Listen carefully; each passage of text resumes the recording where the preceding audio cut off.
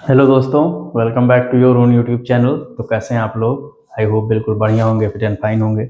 तो चलिए भाई, IBPS PO प्री, ये जो 23 अगस्त सेकेंड शिफ्ट का हुआ था, मतलब डेट के साथ है चीज़ें, तो ऐसा भी नहीं है कि हवाबाजी है। आप देखिए आराम से, आपकी काम की चीज़ की है, ठीक है। और ये पूरे तरीके से काम आएगी।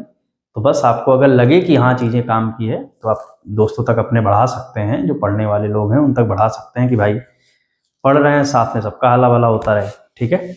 चलिए भाई देखते हैं। ये रीअरेंज है और बैंक वाले गजब भाई, PQRS से रीअरेंजमेंट पूछते हैं एकदम। इसमें देखिए, अब इसमें कह रहा है इन ऑल दिस साइकिल रिपीट। सबसे पहले जैसे देखिए कई चीजें हैं जो मैं आपको पहले भी बता चुका हूं और फिर मैं आपसे यही बता रहा हूं कि जब भी आप सेम टाइप देखो, जैसे यहां देखो दोस्त, बी बी बी, 3 बार बी आया हुआ है, मतलब बी से ऑप्शन स्टार्ट हुआ है। तो इसका मतलब है दोस्त कि यहाँ करीब 50% चांस हो जाता है कि सही वाला ऑप्शन इन्हीं में से एक होगा। अब अगर आप देखोगे तो लास्ट में ए और ए 3 बार आया हुआ है, तो इसका मतलब है कि ये करीब 60% चांस ऐसा हो जाता है कि स्टार्टिंग बी से होगी और एंडिंग ए से होगी। ये 60% चांस है भैया। एक चीज ध्यान रखना, मैं फिर आपसे बोल रहा हूँ ऑन रिकॉर्ड, ये ऐसी चीजें हैं जो 10 में से 8 बार तो काम करती हैं, ऐसा नहीं है दोस्त।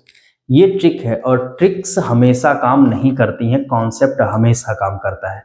इसी वजह से मैं हमेशा बोलता हूँ ये चीजें मैंने पर्सनली अप्लाई की हैं, कि कहीं से सीखी सिखाई किसी किताब की जानकारी नहीं है, मेरे अपने चीज़ों पर आधारित है और आज भी अप्लाई करता हूँ, तो मतलब भर का अप्लाई होता है। तो अगर आप ये कॉमन सेंस और इसके बाद चीज़ें अप्लाई करोगे, थोड़ा सा नॉलेज अप्लाई करोगे, तो आप जल्दी कर भी लोगे और दिक्कत भी नहीं होगी। तो आइए इसी से स्टार्ट करते हैं फिर। तो यहाँ पर मतलब इसका दोस्त ये है कि हमें सी और ई, इन दो पर दिमाग तो नहीं लगाना है। दो पर क्या, ए सी और ई, इन 3 पर दिमाग नहीं लगाना है ऑप्शन में। हमें जो दिमाग लगाना है वो केवल बी पर लगाना है, डी पर लगाना है, क्योंकि इन्हीं से चीजें शुरू होंगी भैया। नहीं तो इतने पे टाइम वेस्ट करेंगे तो गड़बड़ा जाएगा। आइए बी पे लगाते हैं, क्योंकि सबसे ज्यादा स्टार्टिंग दोस्त वहीं से है, तो हमें समझना भी होगा, ठीक। जैसे human sleep is divided into REM and non REM stages, की जो इंसानों की नींद होती है वो 2 हिस्सों में डिवाइडेड होती है, एक होता है REM और दूसरा होता है नॉन REM। अब फिर कह रहा है बी के बाद A, in all this cycle, all this cycle दोस्त इस वजह से थोड़ा कम बैठ रहा है, क्योंकि यहां पर दीज साइकिल्स होना चाहिए। ऐसा क्यों मैं बोल रहा हूं, देखो आप, एक होता है REM साइकिल, एक होता है नॉन REM साइकिल, दोनों एंड से जुड़े हुए हैं। इसका मतलब है ये प्लूरल बन रहा है, और प्लूरल नाउन की जो जगह लेगा दोस्त, वो ऑब्वियस सी बात है प्लूरल प्रोनाउन होना चाहिए, ठीक है। तो ये थोड़ा सा ग्रामर वाला यहां पर मामला हो गया गलत, इस वजह से ये चीज पहला ऑप्शन नहीं होगा। आइए दूसरे पे चलते हैं। बी वाला तो वैसे ही है। अब देखिए अगला वाला क्या कहता है, बी के बाद डी सेट करते हैं, अगर हो जाता है तो। कह रहा है ह्यूमन जो मानव नींद होती है, ह्यूमन स्लीप होती है, वो डिवाइडेड होती है REM और नॉन REM स्टेजेस में। ड्यूरिंग REM स्लीप, दोस्त बिल्कुल सही बैठ रहा है, क्योंकि कह रहा है कि इंसान की जो नींद होती है, मानव की नींद होती है, वो REM नॉन REM हिस्सों में डिवाइडेड होती है। और REM नींद के समय dreams are most vivid and brain activities high, कि REM जो हिस्सा होता है नींद का, उसके समय जो मतलब ड्रीम्स होते हैं, हमारे सपने होते हैं, वो सबसे ज्यादा विविड, और उसकी जो ब्रेन की एक्टिविटी होती है वो सबसे ज्यादा हाई होती है। एकदम सटीक बैठ रहा है। तो बी के बाद डी। आगे आइए इसको बैठाते हैं सी को। Whereas comparatively non REM sleep, बिल्कुल देखिए अब यही ऑप्शन सही है। क्यों सही है मैं आपको बता देता हूँ। देखिए इसमें कह रहा है 2 हिस्से होते हैं REM नॉन REM स्टेजेस के, ठीक है, जिनमें से REM जो इस होता है, ठीक है, REM स्लीप होती है, उसमें ड्रीम्स हमारे सबसे ज्यादा विविड होते हैं और दिमाग सबसे ज्यादा क्लियर होता है। वहीं पर एक बार REM के बारे में बताया, अब नॉन REM के बारे में बता रहा है। तो बाकी आपको कुछ करना ही नहीं है, सेकंड वाला हो जाएगा, मतलब बी, डी, सी, ई और ए। देखिए ये जो 50 to 60% वाला रेशियो था यही अप्लाई हुआ है। तो दोस्त इसको अप्लाई करेंगे तो जल्दी से ऑप्शन को, आप गलत ऑप्शन को एलिमिनेट कर लेंगे कि जैसे इन तीनों पर काम नहीं करना है, ये वाला एक हो गया कॉन्सेप्ट। उसके बाद यहाँ पर 50-60%। अब जब आप 60% थोड़ा सा क्लियर है दिमाग में तो उसी पे फोकस करिए, वहीं सेट हो गया तो आगे बढ़ जाइए। ठीक है, अब आगे आते हैं। देखिए दोस्त क्या कह रहा है, अब सबसे पहले आपकी नज़र वही जब बताया हुआ है ट्रिक तो वहीं पे जाएगी कि पहले वाले में तो सब है, बस ई छोड़ दिया जाए क्योंकि ई सब लास्ट में है, तो इसका मतलब ये वाला तो लास्ट में होगा, इसमें तो पहले वाले दिमाग लगाना ही नहीं है क्योंकि सब लास्ट में है। लेकिन स्टार्टिंग में अगर आप देखेंगे तो आपको सी भी मिल रहा है, ए भी मिल रहा है, डी बी भी मिल रहा है, डी भी। अब देखिए इसका दो, एक फायदा एक नुकसान दोनों है। नुकसान क्या है पहले वो बता देते हैं। नुकसान ये है कि आपको चारों चेक करना पड़ेगा, और फायदा ये है कि आपको अगर पहला लेटर भी मिल गया, पहली स्टार्टिंग लाइन भी मिल गई, वही ऑप्शन सेट हो जाएगा। कैसे, आइए देखते हैं। जैसे अगर सी एक ऑप्शन में कहीं और होता तो और दिमाग लगाना पड़ता थोड़ा, लेकिन यहां लगाना नहीं पड़ेगा। अब आइए सी पे देखते हैं। कह रहा है internet privacy is a growing concern in the digital age. दोस्त ये शुरुआत बिल्कुल सही लग रही है क्योंकि हर पैराग्राफ एक छोटी सी कहानी होती है और उस चीज को हम बताते भी हैं उस तरह। कह रहा है कि इंटरनेट प्राइवेसी जो है इस बढ़ती डिजिटल एज में एक कंसर्न का मतलब कंसर्न का पार्ट है, चिंता का विषय है। सी के बाद क्या आया, डी बैठा के देखते हैं। अब इंटरनेट प्राइवेसी, हाँ ठीक है, कंपनीज अक्सर कलेक्ट करती हैं और स्टोर करती हैं यूजर की इंफॉर्मेशन बहुत सारे कारणों, बहुत सारे कार्यों के लिए। दोस्त बिल्कुल सटीक बैठ रहा है क्योंकि यहाँ इंटरनेट प्राइवेसी की बात की जा रही है, उसकी चिंता के बारे में, और फिर आगे कहानी बढ़ाया गया, ए आ गया है। देखिए many users share personal data without realising the consequences. बहुत सारे ऐसे यूजर्स होते हैं जो बिना उसके परिणाम को जाने हुए अपना पर्सनल डेटा शेयर कर देते हैं। यही दोस्त होगा सही ऑप्शन क्योंकि यही सबसे सटीक बैठ रहा है। ठीक है दोस्त, this can lead to identify theft and targeted surveillance. देखिए ए के बाद बी सबसे बढ़िया क्या बैठ रहा है कि बहुत सारे यूजर्स बिना ये जाने हुए, परिणाम को जाने हुए अपना पर्सनल डेटा शेयर कर देते हैं, और ये दिस कैन लीड, और यह कर सकता है to identify theft and targeted surveillance, और यह उनके साथ एक तरीके से कह सकते हो फ्रॉड का कारण बन सकता है। तो ए के बाद बी सबसे सटीक बैठ रहा है, इसका मतलब है ये सही वाला ऑप्शन हो जाएगा। ठीक है दोस्त, आइए चलते हैं। अगर एक बार नहीं समझ में आया तो आप वीडियो का सबसे बड़ा फायदा दोस्त यही, एक बार आपने रोका, पीछे किया और निकल गए। और अगर आपको लग रहा है कि पढ़ाने की स्पीड थोड़ी स्लो है दोस्त, वो चाहे ऑनलाइन हो चाहे ऑफलाइन भी, जब मैं कोचिंग पढ़ाता था सेम टारगेट मेरा, देखो एक टारगेट रहता था, कोटा पूरा करना नहीं। हमेशा ये होता था कि जो दोस्त हमारे साथ में बैठे हुए हैं सामने, पैसा दे के पढ़ रहे हैं भैया, उनको समझ आना चाहिए। लेकिन यहाँ पे आप क्या कर सकते हो, स्पीड आप अगर चाहे कि आपको लगे कि धीरे है तो 1.25 1. जो आपके समझ में आए वो कर सकते हो। अब चलिए 38 वाले में ये खूब पैरा जंबल देते हैं भाई, सिर्फ आपको परेशान करने के लिए और कुछ नहीं करते हैं। ठीक है, अब देखो दोस्त ऑप्शन बी ए से शुरू हो रहा है, इसका मतलब है आपको सिर्फ ध्यान यही देना है, ये तीनों ऑप्शन नहीं है। स्टार्टिंग तो यहां से बिल्कुल नहीं होगा। ठीक है दोस्त, तो इसका मतलब ये है कि आपको ये तो समझ लेना है कि हाँ ठीक है भैया, इन्हीं में से कोई एक होगा, चाहे बी से स्टार्ट होगा चाहे ए से स्टार्ट होगा। ठीक है, तो आप क्या किया करो, जब पैरा जंबल रहे 1 सेकंड के लिए पॉज लिया करो, और पॉज लेने के बाद दोस्त आप ये देख लिया करो कि कौन सा सही है। आइए देखते हैं इसमें। देखिए ये आसान बहुत ज्यादा है, क्यों? क्योंकि देखिए जो इंट्रोडक्शन है वो यही दिया गया है कि जो ओशंस होते हैं, जो समुद्र होते हैं, महासागर होते हैं, absorb a significant amount of earth's heat.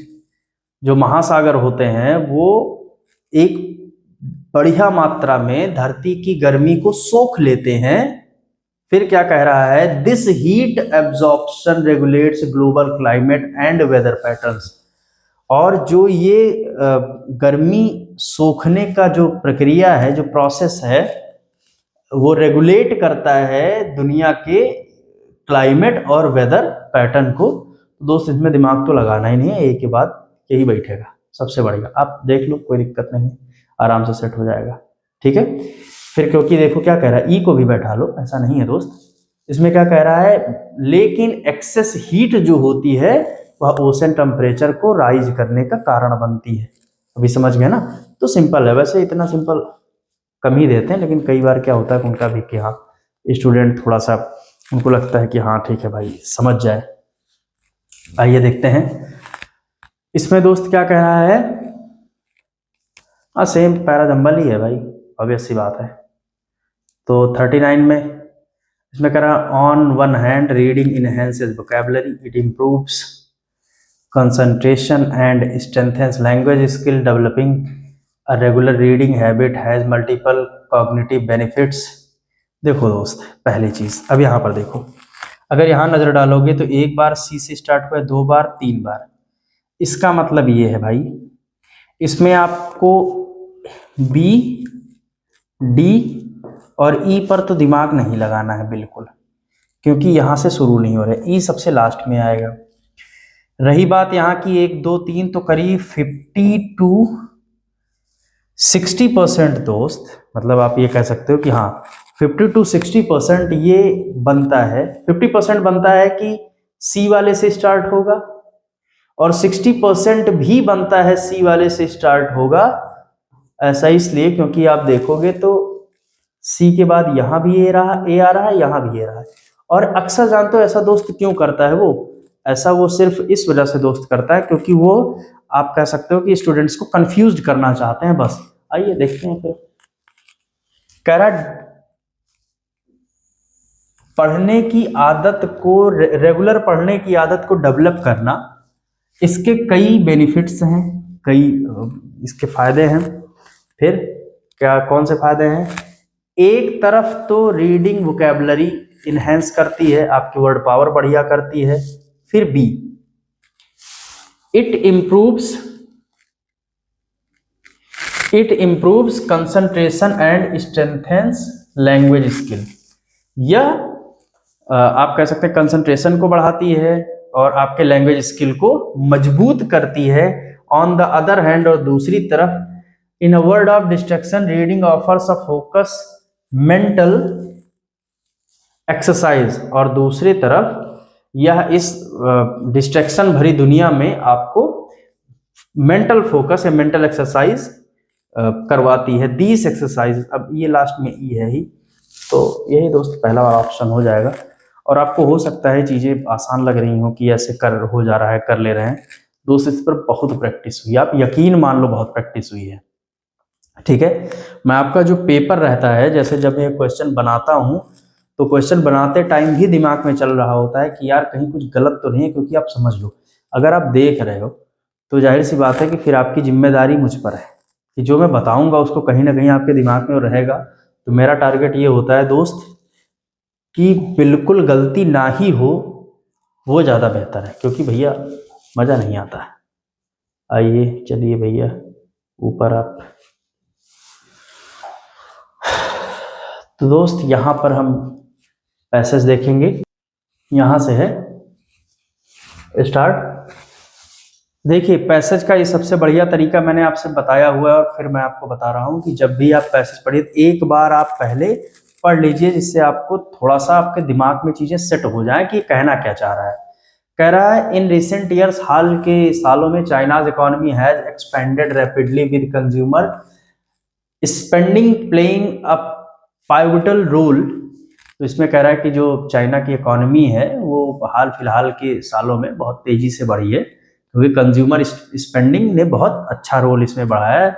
From groceries to luxury items, मतलब ग्रोसरी से लेकर लग्जरी आइटम, जिसको हम अपने हिंदी भाषा में कहते हैं छोटी से लेकर बड़ी चीजों तक, लगभग हर परचेज पास होती है, मतलब हर परचेज होकर गुजरती है डिजिटल पेमेंट से, डिजिटल पेमेंट के गेटवे से, जैसे कि अली पे और वी चैट पे, जैसे हम गूगल पे और फोन पे यूज करते हैं, ये प्लेटफॉर्म्स हैव रिवॉल्यूशनाइज्ड, ये इन्होंने रेवोल्यूशन ला दिया है फाइनेंशियल लैंडस्केप को, प्रोवाइडिंग कन्वीनियंस एंड स्पीड, मतलब जो बहुत ज्यादा आसान होता है और स्पीड होता है। जबकि beneath this innovation lies a growing concern, इसके जो इनोवेशन हुई है उसके नीचे एक बढ़ती हुई चिंता भी है, द ओवर चार्जिंग, जो ओवर चार्ज करते हैं, जो बहुत ज्यादा पैसे लेते हैं, practices of these payments firms, जो पेमेंट्स फर्म्स होती हैं, जैसे जो पेमेंट करने का पैसा लेती हैं, जैसे अपने यहाँ तो मान लो नहीं पड़ता है, लेकिन वो दुकानदार से लेते हैं, उनका होता है अपना। मर्चेंट्स अक्रॉस सेक्टर्स, मर्चेंट्स हर सेक्टर की, हैव कंप्लेन, उन्होंने कंप्लेन की है, दैट, एक मिनट दोस्त, दैट द ट्रांजैक्शन फीस, उन्होंने कंप्लेन की है कि transaction fees are often higher than advertised, कि ज्यादातर केस में जितनी बताई गई होती है उससे ज्यादा होती है। स्मॉल फर्म्स इन पर्टिकुलर, छोटे जो फर्म्स होते हैं खास करके, फील द बर्डन, इस बर्डन को फील करते हैं, as they rely heavily on digital payments, कि वो बहुत ज्यादा डिजिटल पेमेंट्स पर रिलाई करते हैं, to stay competitive in market where cash is steadily declining, ऐसे मार्केट में कॉम्पिटिटिव के लिए जहां पर कैश लगातार कम हो रहा है, ज्यादातर डिजिटल पेमेंट के माध्यम से हो रहा है। मेनी लोकल बिजनेसेस, बहुत ज्यादा local businesses, unable to bear the pressure of mounting costs, कि जो बहुत अनेबल टू, जो कि जो छोटे छोटे बिजनेसेस हैं वो इनको सहने के लिए बहुत ज्यादा उनमें दिक्कत हो रही है, ऐसे कह सकते हो। Have folded with in months of adopting these systems, और आप कह रहे हो कि जैसे आप ऐसे समझ लो कि लगातार ये बढ़ते जा रहे हैं महीनों दर महीनों, ऐसे आप बोल लो। This how dependence on few gateways can distort fair competition, और इसमें जो आप कह सकते हो कि बहुत कम ऐसी कंपनीज हैं जो पेमेंट प्रोवाइड करती हैं, जैसे अपने यहाँ मान लो अभी अकेली गूगल पे ही होती तो उसकी मोनोपोली हो जाती, उसकी मनमानी हो जाती, अकेली फोन पे ही होती, लेकिन अपने यहाँ बहुत सारे हैं तो किसी की मोनोपोली नहीं हो पाती। लेकिन यहाँ पर जैसे मान लो कह रहा अली पे है और वी चैट पे है, तो ये बहुत ही कम ऐसी कंपनीज हैं मार्केट में, इस वजह से ये थोड़ी मनमानी भी कर लेती हैं। A recent report highlights that while international credit card companies charge between 1 and 3% per transaction, some Chinese gateways impose hidden charges that push the effective rate even higher। इसमें कह रहा है कि एक रिपोर्ट ने, हाल की रिपोर्ट ने बताया है कि जहां पर अंतरराष्ट्रीय क्रेडिट कार्ड कंपनीज जो चार्ज करती हैं वो 1 से 3% के में होता है पर ट्रांजैक्शन, लेकिन कुछ चाइनीज जो कंपनीज हैं, गेटवेज हैं, वो हिडन चार्जेस के रूप में ये बहुत ज्यादा इसको कर देते हैं, इससे ज्यादा निकल जाता है। मतलब कुछ तो उन्होंने बताया होता है चार्ज और काफी कुछ ऐसा होता है जो उसके अंदर छिपा होता है। The issue is not just about percentage, समस्या या इशू केवल परसेंटेज का नहीं है। Merchants also face delays in settlement, जो मर्चेंट्स होते हैं वो सेटलमेंट में डिले फेस करते हैं, जैसे पैसा आपने अभी भेजा पहुंचा 4 घंटे बाद, ऐसे समझ लो। मैंडेटरी प्रमोशनल टाइम्स, और ये मैंडेटरी कर देते हैं कि आप प्रमोशन करो कि आपका उनके साथ टाई अप है। And penalties for using alternative platforms, और अगर आप उनका प्लेटफॉर्म यूज कर रहे हो और किसी का करने लगे तो उसके साथ पेनल्टी हो जाएगी। These tactics create an environment where firms have little choice but to comply, ये एक ऐसा एनवायरमेंट तैयार कर देता है जहां पर बिजनेसेस के पास बहुत कम ऑप्शन बचते हैं, ऐसे समझ लो। Interestingly consumers remain largely unaware of these scales of overcharging because of extra costs are often folded into the final prices of goods and services. और इसमें कह रहा है कि ज्यादातर केस में, ऐसे आप मोटा मोटा समझो कि ज्यादातर केस में ऐसा होता है कि जो कंज्यूमर्स होते हैं, उपभोक्ता होते हैं, उनको इन चीजों का पता ही नहीं होता कि क्या हो रहा है, और जबकि इन चीजों की जो कॉस्ट होती है, वो जो सामान खरीदते हैं कहीं ना कहीं उनमें आ जाती है। ठीक है। In a way the weather of the broader economy, rising inflation, slowing export and unpredictable growth make these charges even harder to digest। इसमें कह रहा है in a way the weather of broader economy, अगर आप बहुत economy अपने देश के इकोनॉमी के बारे में बड़े इमेज में वो चीज़ सोचेंगे तो ये चीज़ राइजिंग इन्फ्लेशन, इन्फ्लेशन बढ़ना, एक्सपोर्ट कम होना, और जो ग्रोथ है वो कभी कम कभी ज़्यादा, makes the charges even harder to digest, ये जो बढ़ते हुए चार्जेस होते हैं वो और समस्या होती है उनको पचाने में, मतलब कह सकते हो झेलने की बात कर रहा है। Instead of encouraging financial freedom, these practices contributes to a sense of dependency on a few dominant players। इसमें कह रहा है कि फाइनेंशियल फ्रीडम देने के बजाय ये जो प्रैक्टिसेस हो रही हैं, मतलब जो मैंने आपको बताया है, ये करती हैं एक तरीके से बहुत ही ज़्यादा डोमिनेंस केवल कुछ कंपनीज की। जैसे मैंने बताया ना कि मान लो केवल अकेला एयरटेल हो तो जब चाहेगा रेट बढ़ाएगा, नहीं बढ़ाएगा, अकेला जियो हो तो जब चाहेगा बढ़ाएगा। इसी वजह से गवर्नमेंट भी चाहती है कि हर फील्ड में कम से कम 4-6 ऐसे प्लेयर हों कि उनके बीच में कंपटीशन बना रहे। ठीक है दोस्त, तो आई होप ये आप पूरा पैसे समझ पाए हो। इसके आगे का क्वेश्चन करवाऊंगा तो अभी बहुत लंबा चला जाएगा क्योंकि ऑलरेडी चला गया है। और अगर दोस्त इंग्लिश के बारे में सबसे बड़ी दिक्कत ये है कि अगर मैं कितना भी कह दूं कि एक बार पढ़ लो, लेकिन अगर मीनिंग नहीं समझ में आएगी तब भी समस्या है। तो चलिए इसके आगे नेक्स्ट वीडियो में स्टार्ट करेंगे, मिलते हैं कल नेक्स्ट वीडियो में। Thank you.